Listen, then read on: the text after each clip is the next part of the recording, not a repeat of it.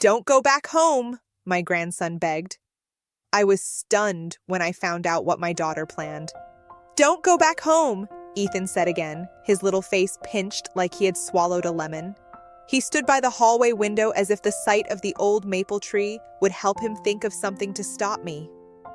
I held his small, worried hands in mine and felt my own heart tighten, the way it does when a storm gathers far off and you remember all the things you cannot control. My name is Clara. Folks call me Grandma Clara now.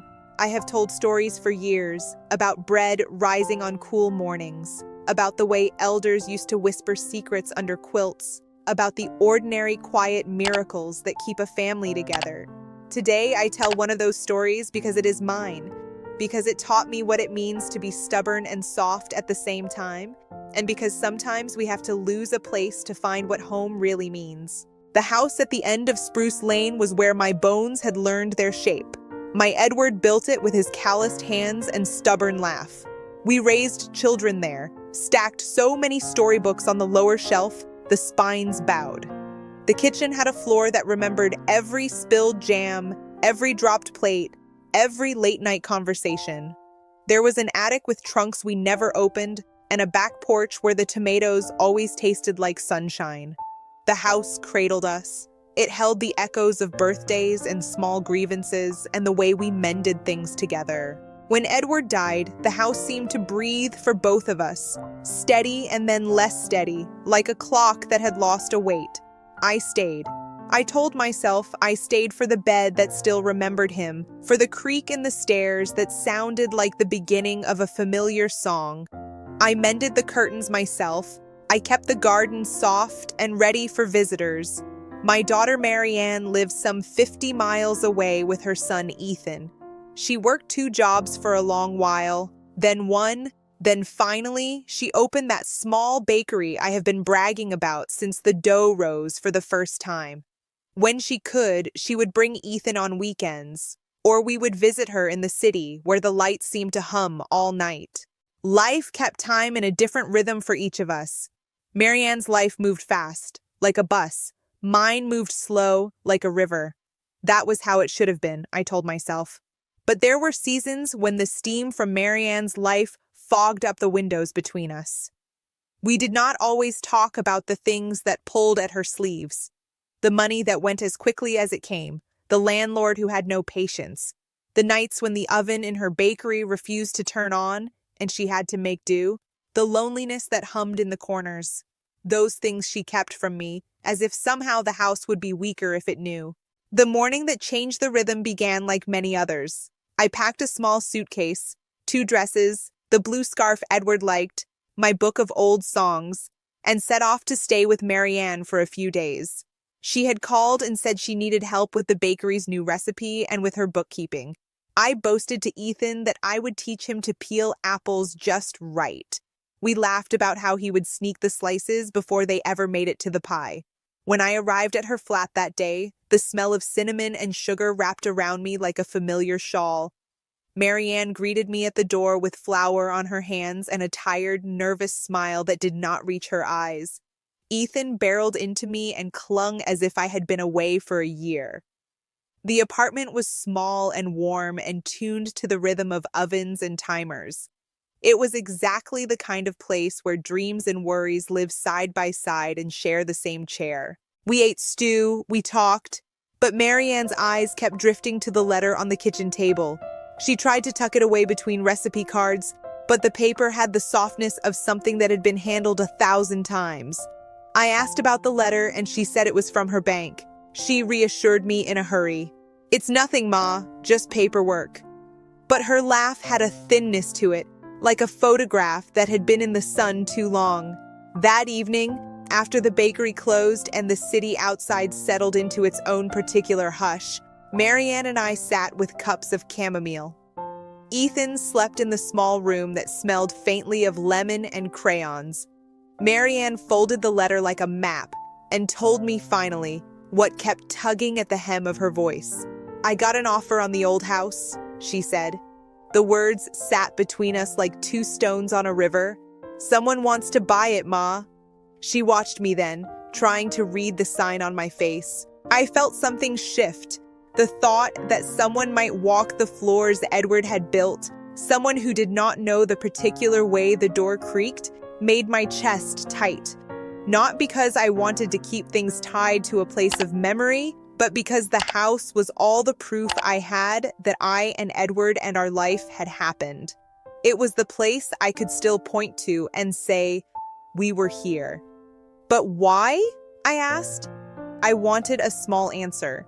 Something like, the roof needs repairs, or the taxes are too high. I did not want to feel the whole thickness of life change in a single afternoon. Marianne told me the truth. Her voice leveled itself like a plank across a puddle. The bakery needs a bigger oven, she said. I could expand if I had the money. I could stop borrowing from the landlord. I could keep Ethan steady. She put her hands together like she was balancing something fragile. And Ma, I can't keep carrying everything on my shoulders. I thought maybe if we sold the house, we could start over in a way that lets me offer Ethan the kind of steady life I want for him. The words were clean and heavy. I could see the practical mathematics of it. The house's worth, the cost of a new oven, a deposit on a small home in the neighborhood where the school was better, the stubborn hope of a fresh start. I could see Marianne standing barefoot in a bakery that smelled of yeast, pressing her palms to dough and making a life with her hands. I could also see, plain and raw, the loss of the house, the back porch with its sagging step, the attic with trunks of Edward's shirts, the kitchen table with the holes from the nail where we hung a string of Christmas lights.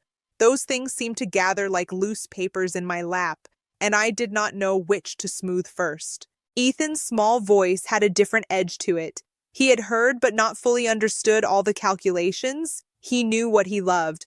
"Don't go back home," he said, gripping my cardigan. "Please, Grandma, don't go back."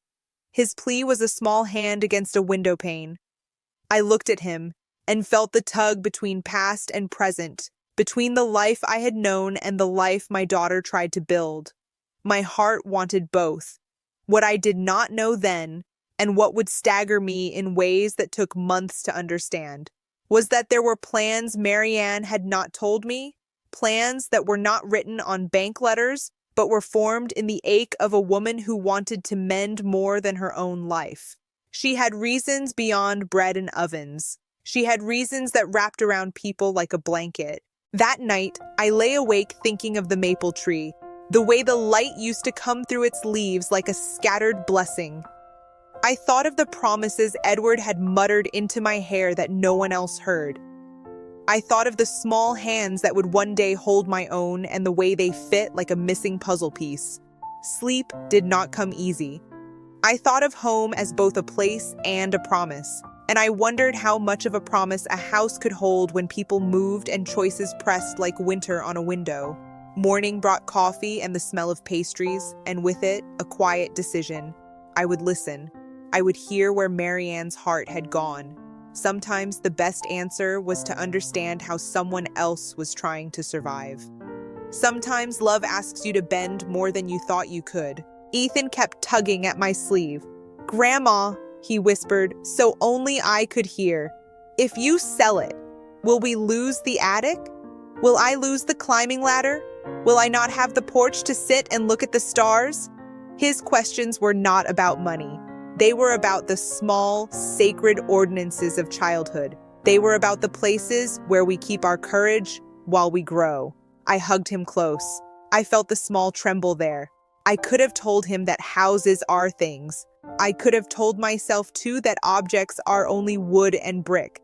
But there is something stubborn in the way a house remembers your laughter. There is something kind in the way it saves the echo of a name.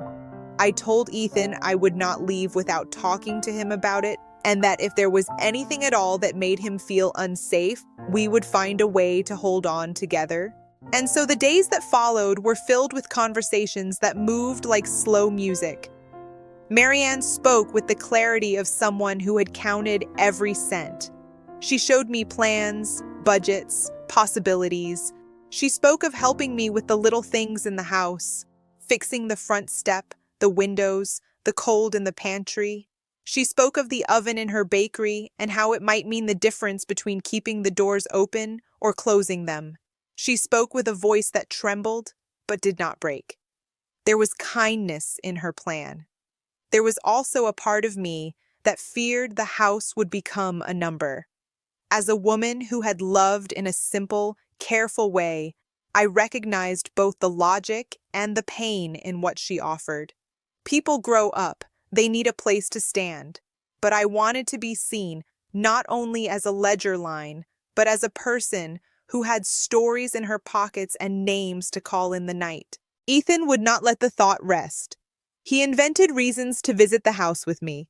We walked the garden and counted the bricks. He ran his fingers along the banister as if he could measure the years. He asked the house questions in the small language of children, as if a house might answer if you were polite enough. His fear was simple and pure, to lose the place where he had learned to catch fireflies. His fear made my own look longer and stranger. On the third night, I walked home under a sky so clean you could hear your own thoughts. I held the letter Marianne had shown me folded in my pocket like a chilly coin. The old gate creaked. The kitchen light burned a familiar glow. I made myself a cup of tea, sat at the table that had held 1,000 breakfasts, and thought about the strange ways lives twist together. That night, alone with my thoughts and the house that kept me company, I realized something essential. I could not say yes out of fear, and I could not say no out of wounded pride. There had to be a path between stubbornness and surrender, a little bridge where I could stand with both my head and my heart. I would ask questions, I would listen, I would protect the small things that made Ethan's world and my world whole. But I also had to learn to see the world from my daughter's hands, from the calluses and the flour, from the small, steady heat that keeps the oven warm. So I slept, not knowing the shape of the next day, but ready to meet it. Because sometimes the first step toward forgiveness is simply the willingness to sit down and hear what someone really wants. The next morning, I packed my favorite scarf in my bag and set out to talk to my daughter with all the courage my old bones could find. I had not yet guessed the full depth of what Marianne planned. I did not know that her plan would shock me in a way that would change everything I had thought about home, family, and the promises we make to one another. I only knew I would go back to her with a cup of tea and an open ear, and that sometimes love asks us to see beyond what we have always thought was ours. Ethan met me at the door with eyes the color of the storm clouds before rain. He hugged me so tight I could hear the small, impatient beating of his chest. "Don't go back home," he said again, softer this time, as if his voice might not be brave enough to say it. I kissed his forehead and told him honestly that I would do my best to keep the things he loved safe. I told him I would not go anywhere without us talking first. It felt like the first page in a book that would not let us read ahead. And that is how it began, with a plea from a small boy, a decision that trembled like a leaf, and a daughter whose plans were about to teach me about the many shapes of love. When I went to sleep that night, I thought I'd already heard the hardest part, that Marianne wanted to sell the house where I'd spent most of my life. But I was wrong.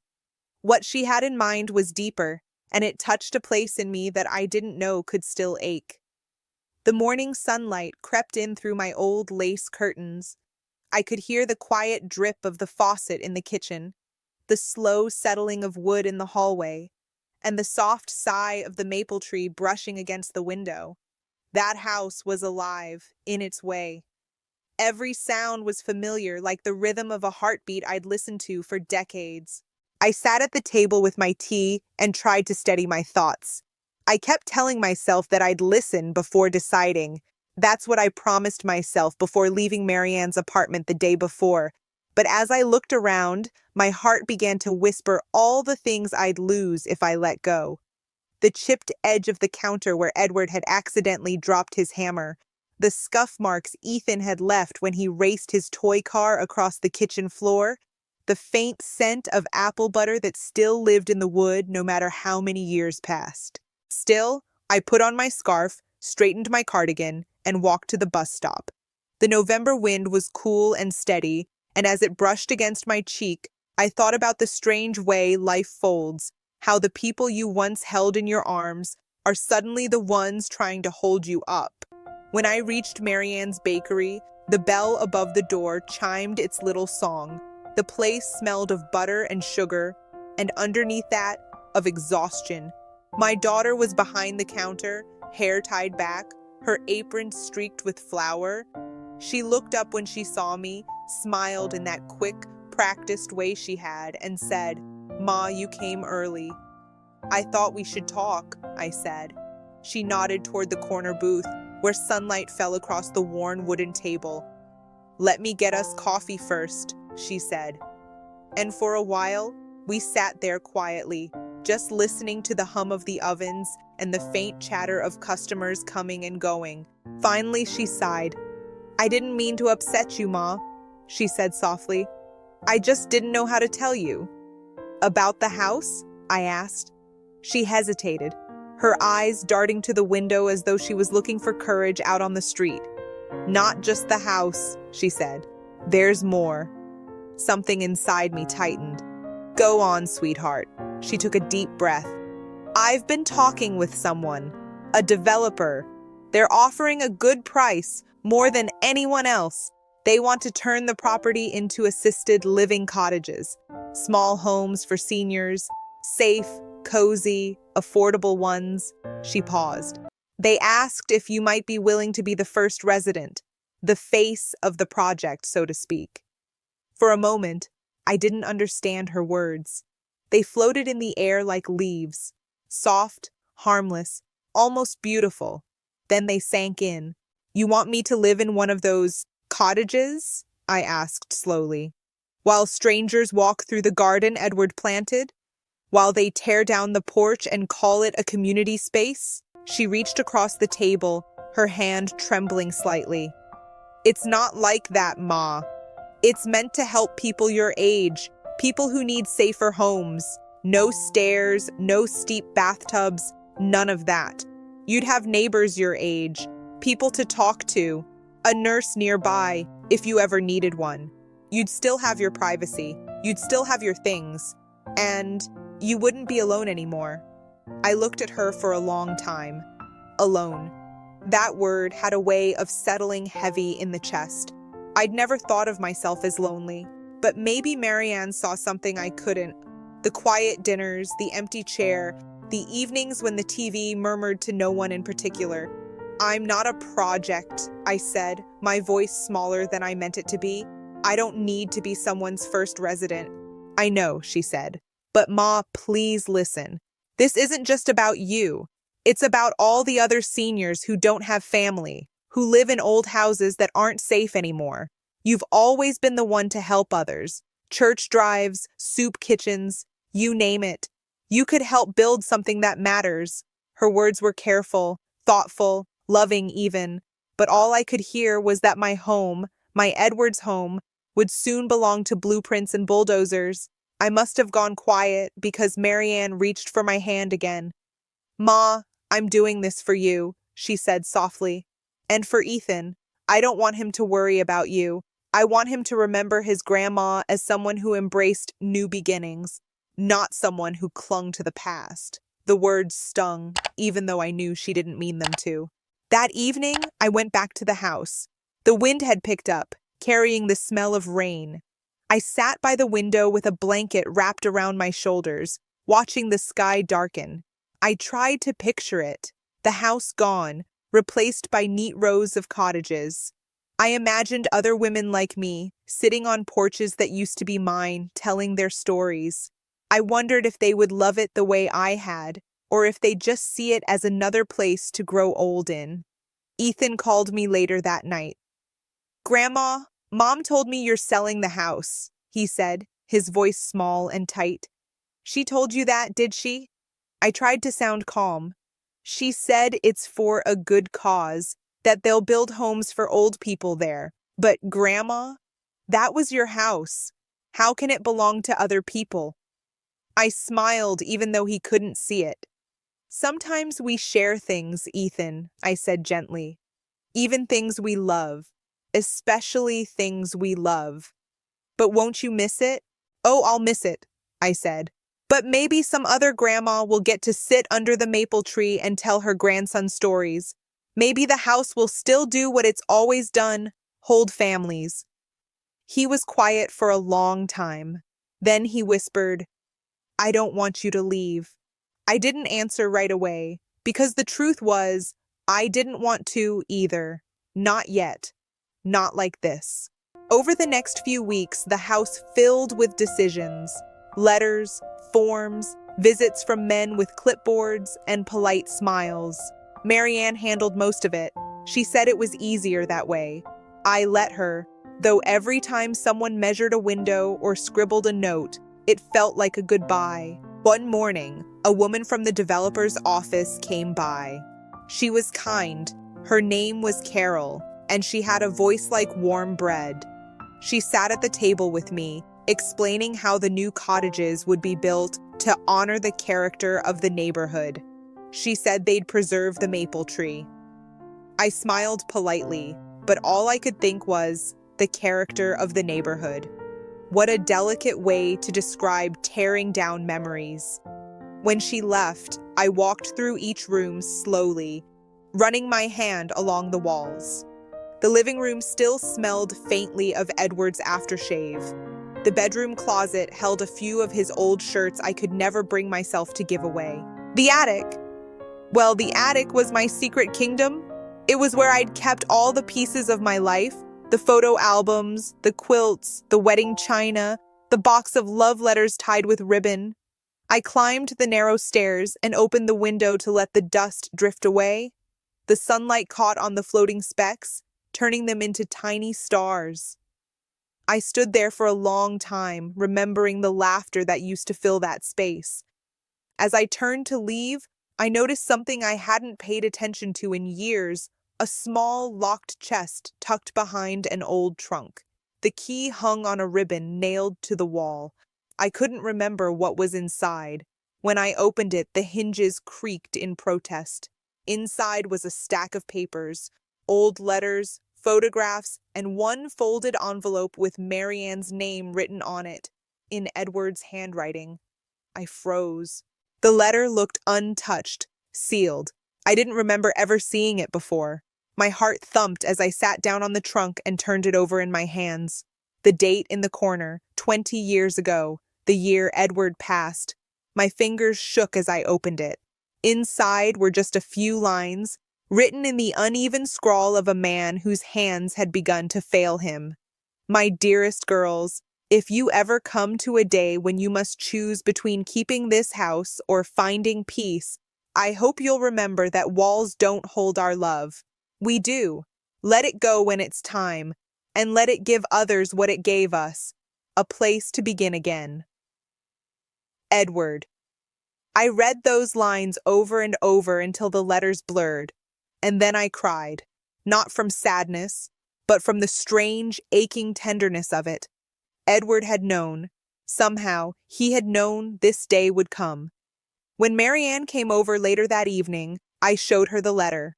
Her hands flew to her mouth as she read it. Tears slid down her cheeks. "Oh, Ma," she whispered, "it's like he knew what we were arguing about." "Yes," I said quietly. "He always did have good timing." She reached for my hand. "Does this mean you're okay with it?" I looked around the room. The worn armchair, the photos on the wall, the sunlight spilling through the window, and I felt something loosen inside me. "I think," I said slowly, "that maybe it's time for this house to keep its promise one last time." Marianne leaned against me, her head on my shoulder. For the first time in weeks, we sat together without the weight of argument between us. Still, as the wind rustled through the maple tree outside, I couldn't help but wonder if letting go would be as easy as it sounded, because even if Edward had given us his blessing, parting with a lifetime of memories was another kind of work altogether, the quiet, painful, necessary kind. And somewhere deep in that attic, among the boxes and keepsakes, I felt like there was something else. A story still waiting to be found. something that would remind me that even when we let go, we never really lose what matters most. I didn't sleep much that night. Edward's letter kept echoing in my mind, his words, gentle and sure, as if he'd written them for this very moment. Walls don't hold our love, we do. I believed him, but still. When morning came, I found myself wandering through the house again, touching the walls, tracing the corners where the paint had worn thin, where years of living had left their mark. It felt strange, almost sacred, to know this place was nearing its goodbye. And yet something in me wasn't ready. Something tugged at the edges of my heart, whispering, "Not yet." So I went up to the attic again. The air was cool and dry, filled with that familiar scent of cedar and old paper. The morning light poured through the tiny round window, casting soft beams across the boxes stacked neatly. Christmas, Marianne's school, Edward's tools. I thought I'd seen everything up there. But that day, I noticed something I hadn't before. Behind the row of boxes near the far wall, the wooden paneling looked different. A faint line ran along the boards, not the way old wood cracks, but straighter, more deliberate. I moved a few boxes aside and ran my fingers along the edge.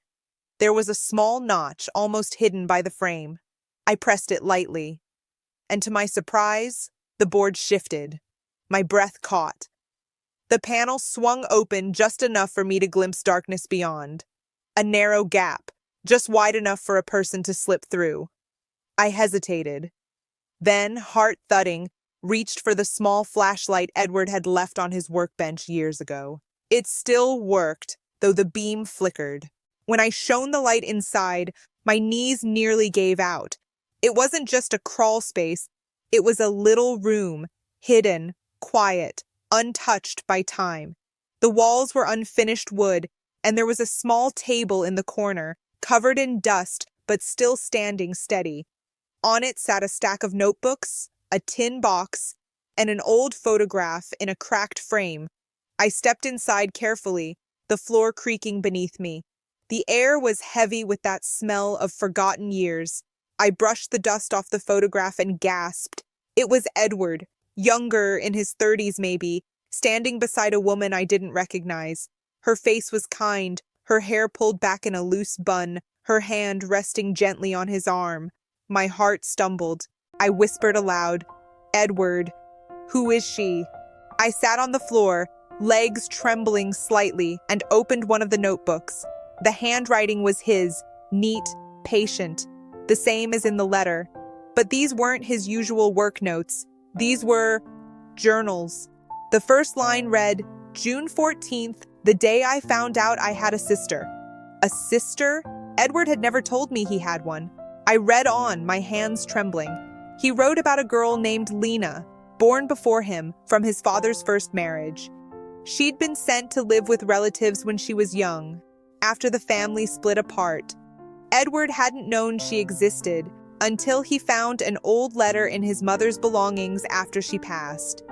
The more I read, the more I realized this hidden room had been his way of keeping her memory alive. It was where he wrote to her, though the letters were never mailed. Maybe he couldn't find her, or maybe she was already gone. I didn't know. The journals were full of letters he'd written over the years. "Dear Lena, I planted a maple tree today. I wish you could have seen it." Dear Lena, Marianne took her first steps. You would have laughed. She fell right into my arms. Dear Lena, I hope wherever you are you have someone to talk to. I've never stopped thinking about you. By the time I reached the last entry, tears were sliding down my cheeks. Dear Lena, I'm tired these days. If I don't get to see you in this life, I hope you'll find this someday, or someone who will remember you for me. This house will always be yours too. I closed the book, holding it against my chest. That hidden room, it wasn't just a secret. It was Edward's heart, tucked away where no one could take it from him. But there was something else. The tin box. I opened it carefully. Inside were photographs, old black and white ones, of a little girl playing in a garden, standing beside a woman who looked like Edward's mother, and beneath those, an envelope. It was addressed to the next woman who calls this house her home. I sat there for a long moment before unfolding it. If you are reading this, then the house has found you. This place was built on family, on stories, on the hope that love never fades. It only changes shape. Whatever brought you here, may it bring you peace. Take care of the ones who come after you. Lena. I pressed the letter to my heart. It felt as though both of them, Edward and Lena, had left me a message through time. I didn't realize how long I'd been sitting there until I heard footsteps below. Marianne calling up, "Mom, you up there?" I took one last look at the secret room, then closed the notebook, the letter, and the tin box. When I stepped out, I pulled the panel shut again, but this time I knew I wasn't closing it to hide something. I was closing it to keep something safe. When I came down the stairs, Marianne was standing in the living room holding 2 cups of tea. She looked tired but gentle, her expression softening when she saw me. "Ma, are you okay?" I nodded. "I found something today," I said quietly. "What do you mean?" I handed her the photograph of Edward and Lena, then the letter addressed to the next woman. She read them slowly, her lips parting in surprise. "Dad had a sister?" "Yes," I said. "He never told me, but he loved her deeply. This house was their connection, long before it was ours." Marianne sat down on the couch, holding the photo carefully. "It's strange," she said. "I always thought of this house as just ours, but it's like it belonged to so many stories before us." I smiled. "That's what homes do, sweetheart. They hold more than furniture and walls. They hold people, even the ones we never met." She reached for my hand. Maybe the new cottages will do that too," she said softly. "Maybe they'll hold other people's stories, the way this one held ours." I looked at her, at my daughter, my stubborn, determined, loving girl, and felt something in me shift. For the first time, the thought of letting go didn't feel like losing something. It felt like passing it on. "Maybe so," I whispered. "Maybe it's time this house did what it was meant to do. Help someone else begin again." We sat there in the fading light, quiet and still, the air thick with memory and love. That night, before I went to bed, I climbed the stairs one last time to the attic. I opened the secret room again, placed the photo of Edward and Lena back inside, and added one more thing, a note of my own. To whoever finds this next, know that this house has seen love in every form, young and old, broken and mended. Take care of it, and it will take care of you. Clara. Then I closed the panel gently. The maple tree outside rustled against the window as if it were saying goodbye. And for the first time since Edward's passing, I felt him there. Not in the furniture, not in the photographs, but in the space between the walls, in the quiet warmth of remembering. That night, I slept peacefully, because I finally understood. Letting go wasn't the same as losing. Sometimes it was just making room for the next chapter to begin. When I woke the next morning, the house felt quieter than usual. The morning light slipped softly through the curtains, painting the kitchen in a gentle gold. I could smell the faint aroma of coffee, and I knew Emily had been up early. I walked in slowly, expecting to find her humming or setting the table like she used to when she was little. But she was just sitting there, at the wooden dining table, staring at her cup. Her shoulders were slumped, and there was a weariness in her face that made my heart ache. "Morning, sweetheart," I said gently, trying to sound cheerful. She looked up and smiled faintly. "Morning, Mom?" I poured myself a cup and sat across from her. For a moment, neither of us spoke. The silence wasn't awkward. It was heavy. There were too many words neither of us had said for too long. Finally, she broke it. "Mom, I found out you went into the small room last night." I froze for a second, my fingers wrapped around the warm cup. I did, I said softly. I couldn't help it. I had to see it again. Emily sighed, rubbing her forehead. I should have told you sooner. I didn't mean to keep it from you. I just didn't know how. Keep what, Emily? I asked, my voice calm but trembling inside. She looked up, tears welling in her eyes. I didn't sell the house, Mom. Not yet. I blinked. You didn't? No, she said, shaking her head. I couldn't. Every time I came close, I backed out. I told you it was all arranged because I thought you'd feel better if it was out of your hands. But the truth is, I've been holding on too. I stared at her, trying to understand. Why? I asked, my voice barely a whisper. Because, she said, taking a deep breath, this house isn't just bricks and wood. It's where Dad taught me to ride my bike down the driveway. It's where you sewed my Halloween costumes, where we had Christmas dinners, where you and Dad danced in the kitchen when you thought I wasn't looking. A tear slipped down my cheek before I could stop it. I told myself it was just a building, she continued. But when I walked into that little room and saw the box of drawings Ben made, the ones you kept, I realized it's home, and I didn't want to let it go either. I reached across the table and took her hand. Oh, Emily. We sat like that for a long time, mother and daughter, both clinging to something old and precious. But then I noticed something in her tone. Guilt. Heavy guilt. Sweetheart, I said gently, there's something else you're not telling me. She hesitated, and her lip trembled. Mom, I wasn't honest with you about why I wanted to sell. My heart tightened. She continued, her voice breaking. It wasn't just about the money for Ben's college or paying bills. It was because I couldn't afford to keep it. I've been behind on the mortgage for months. I tried to hide it because I didn't want you to worry. I took a slow breath. Oh, honey. She wiped her eyes. I thought I could fix it before you found out. But when the bank sent that letter last week, I panicked. I thought if I sold it quickly, I could pay off what's left and save face.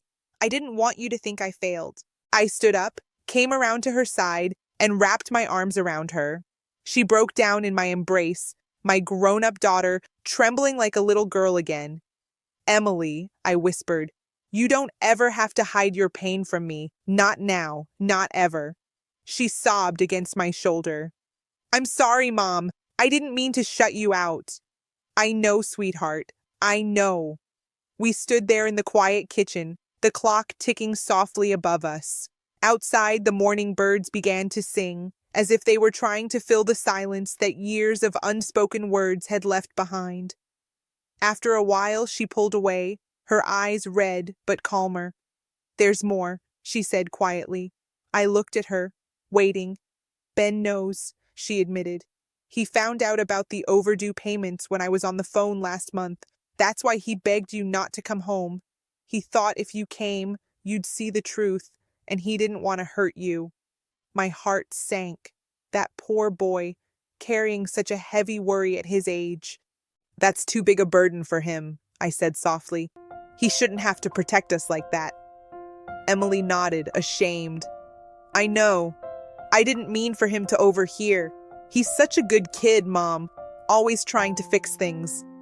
I reached out and squeezed her hand. He's his grandfather's grandson, I said, smiling faintly. Always the peacemaker. That made her smile through the tears.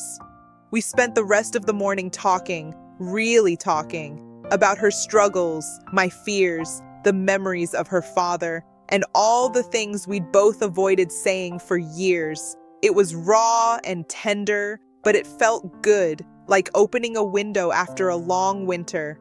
By lunchtime, Ben came downstairs. He looked cautious, like he was walking on glass. Morning, Grandma, he said softly. Morning, sweetheart, I replied. Come sit with us. We've got some things to share. He glanced at his mother, who nodded. Slowly, he joined us at the table. I looked at them both and took a deep breath. Ben, I said, your mother told me everything about the house, about the bills, and about why you didn't want me to come. His eyes filled instantly. I'm sorry, Grandma. I didn't want you to be sad. "Oh, my boy," I said, reaching for his hand. "You were trying to protect me. But families aren't about hiding pain. They're about carrying it together." He sniffled and looked down, and Emily reached out to hug him. I looked at them, my daughter and my grandson, and I felt something shift inside me. The weight of secrecy had lifted. "Maybe," I said after a while, "it's time we stop thinking of this house as something we're losing and start thinking about what it's taught us." They both looked at me, curious. "This place has always been more than walls," I said. "It's where love grew roots. But love doesn't live in a house, it lives in us. Whether we keep it or let it go, we'll still carry home wherever we go." Emily wiped her cheeks. "You always know how to say it, Mom." I smiled. "It's just the truth I've learned over time." We shared lunch quietly that day, sandwiches, soup, and a lot of memories, the kind of simple meal that somehow fills both the stomach and the heart. As we cleared the dishes, Emily said softly, "There's one more thing, Mom. Tonight I want you to come with me to Dad's old desk. There's something we need to read together." Her voice shook a little, and I could tell whatever it was. It was big. I nodded slowly, my heart both calm and curious. "All right, sweetheart," I said. "We'll face it together." She smiled faintly. "Together," she whispered. That night would bring a truth neither of us expected, one that had been waiting, quietly, in a folded letter at the back of a drawer, and it would change everything. That evening, the air in the house felt heavy with memories, the kind of stillness that makes you whisper even when no one's sleeping. I could hear the faint creak of the wooden floors as Emily walked ahead of me, carrying a small lamp. We were headed to her father's old study, the one room I'd avoided since the day we packed up his things. I hadn't stepped foot in there in years. Even after Emily moved in, I told her to leave that room closed. It wasn't out of anger, no, just ache. That room still smelled faintly of his cologne, of cedar and paper, like time had folded itself neatly in there and refused to move on. When Emily pushed the door open, a rush of familiar warmth and sorrow met me all at once. The shelves were dusted, his books still lined up in the same careful order. The old leather chair was tucked neatly under the desk, and the picture of him holding baby Emily still sat by the window. My chest tightened. "Mom," Emily said softly, setting the lamp down, "there's something you need to see." She knelt beside the desk and pulled open the bottom drawer. From the back, she took out a small envelope, yellowed with time and sealed with a piece of twine. My name was written on it in his handwriting. I felt my breath catch. "It's from your father." Emily nodded. "I found it a few months ago when I was sorting through the papers. I wanted to give it to you then, but I thought maybe the right moment hadn't come." I reached for it slowly. My hands trembled. His handwriting was still so familiar, strong but kind, like the man he was. With a deep breath, I untied the twine and unfolded the letter. The paper was soft from years of waiting. "My dearest Clara," it began. I read silently at first, but the words felt too full, too alive to stay on paper. So I read them aloud, my voice quivering as Emily and Ben listened quietly beside me.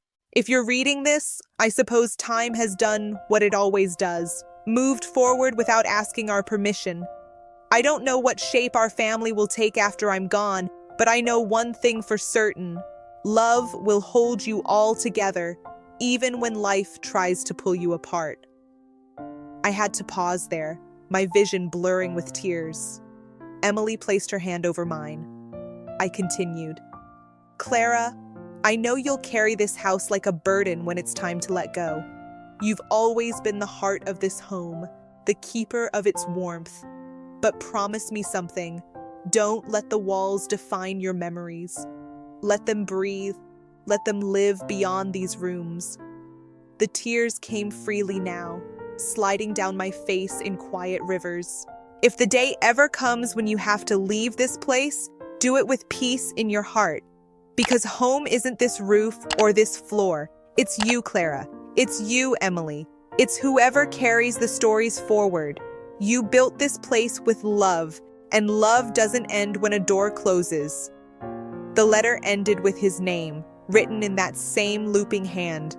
Just seeing it made my chest ache and my lips smile all at once. I folded the letter carefully and held it to my heart. He always knew, I whispered. He knew I'd struggle to let go. Emily leaned against me, her head on my shoulder. He always understood you, Mom. We sat there in that dim room for a long time, letting the silence speak for us.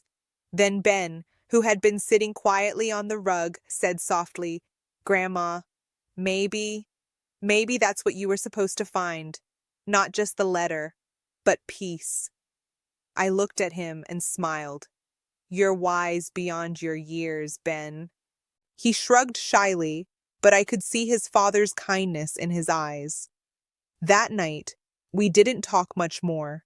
We just stayed close, 3 generations bound by one house, one memory, and one letter that stitched old wounds back together. The next morning, the sun broke through the clouds in that golden, forgiving way it sometimes does after a long storm. I stood by the kitchen window, holding a cup of tea, and watched the light touch the garden. The flowers had started blooming again, soft pinks and yellows, gentle reminders that life keeps renewing itself, whether we're ready or not. Emily joined me quietly. "Mom," she said, "I've been thinking. Maybe we don't have to sell the house right away. Maybe we could rent it out for a while, save some money, give ourselves time to decide." I smiled at her. "That sounds sensible, sweetheart. But whatever you choose, I'll stand with you. This is your journey now." She frowned softly. "And yours too."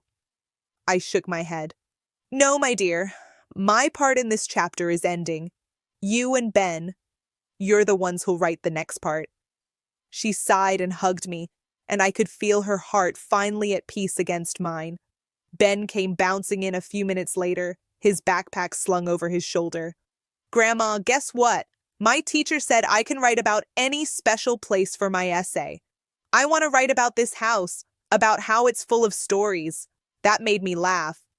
"Well then, you'd better make sure to include the secret room and the old rocking chair. They've seen more than you know." He grinned. "I will, Grandma. Promise." As they left for the day, I stayed behind a while longer. I walked through the rooms slowly. The living room where Emily took her first steps, the hallway lined with old photos, the kitchen where laughter and tears had mixed for years. Finally, I stood before the door of the secret room. I opened it gently. The morning sun spilled across the wooden floor, touching the boxes and the little rocking chair in the corner. Everything was still, peaceful. I stepped inside one last time, letting the warmth soak through me. "This isn't goodbye," I whispered. "It's just time." Then, with a calm heart, I reached out and closed the door, softly, finally. The sound was not sad. It was steady, final, like a chapter closing with grace. And as I stood there, I felt it. The presence of my husband, the love of my daughter, the laughter of my grandson. It all lived inside me still. Sometimes you don't lose home. You simply carry it with you, wherever you go. And that was the door I finally closed. You know, my dear, sometimes life has a way of circling back, not to remind us of what we've lost, but to show us what we've learned. I used to think home was a roof and 4 walls, a place you could touch, paint, and lock. But I've come to see it's much more than that. Home is the laughter that lingers after everyone's gone to bed. It's the smell of coffee in the morning, the sound of your child calling your name, the warmth of someone's hand in yours when you're too tired to stand alone. We don't lose our homes when we leave them. We take them with us, piece by piece, in our hearts. So, if you ever find yourself standing in front of a closed door, wondering if it's time to move on, remember this: closing a door doesn't mean love ends. It just means you're ready to carry it forward, wherever life takes you next. Now, go on and hold your loved ones close tonight. Tell them you're proud. Tell them you forgive. Tell them you remember. Because sometimes that's the truest way of coming home. Thank you for listening, my dear. Until next time, this is Grandma Clara from Grandma's Story Lounge, reminding you that every ending has a little bit of hope tucked inside it, if you listen closely enough. Subscribe to my channel and hit the bell icon for updates.